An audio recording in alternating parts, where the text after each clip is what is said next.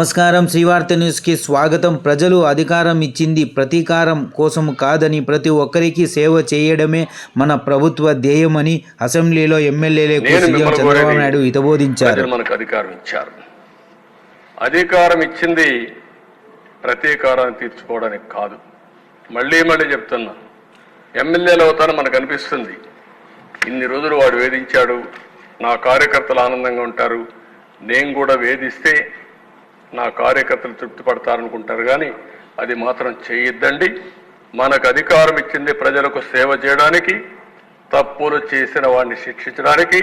శిక్షించే బాధ్యత ప్రభుత్వాన్ని, సేవ చేసే అవకాశం బాధ్యత మీదిగా తీసుకోవాల్సిందిగా మరొక్కసారి కోరుకుంటూ, ఎక్కడా దీన్ని ఉపేక్షించం. ఒకవేళ కానీ మన వాళ్ళు తప్పు చేసినా ఏమనుకోవద్దని మొన్నైతే పవన్ కళ్యాణ్ గారు చాలా స్పష్టంగా లేసిరేసి పార్టీ మీటింగ్లు చెప్పారు. ఇక్కడ కూడా మొన్న కూడా చెప్పారు. నేను మనస్ఫూర్తిగా అభినందిస్తున్నా. ఆన్ రికార్డ్, ఒకవేళ అలాంటి తప్పు జరిగితే నేను చేసినా మొదట నా మీద యాక్షన్ తీసుకోమని చెప్పిన వ్యక్తి పవన్ కళ్యాణ్ గారు.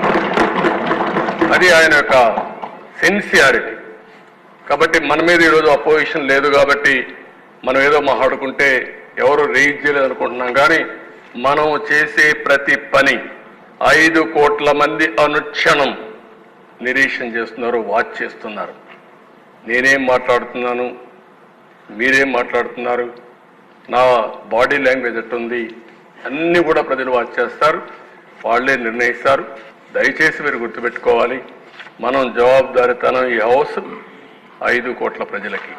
ఇది గుర్తుపెట్టుకోవాలి. అందరం కూడా ఆ బాధ్యత ప్రవర్తించమని మరొకసారి కోరుకుంటూ, మరీ కోరుతున్నా, రేపటి నుంచి 0 incidents in Andhra Pradesh from our side. Me side నుంచి ఒక్క ఇష్యూ కూడా జరగకుండా చూసుకునే బాధ్యత మీది. ఎవరైనా కావాలని చేస్తే మాత్రం నిర్మోహమాటంగా ఏం చేయాలో చేసి చూపించే బాధ్యత ప్రభుత్వానికి. అంత ఫర్మ్గా ఉంటామని చెప్పి మరొకసారి తెలియజేసుకుంటూ, అందరూ కూడా సహకరించమని మరొకసారి అందరినీ ప్రార్థిస్తూ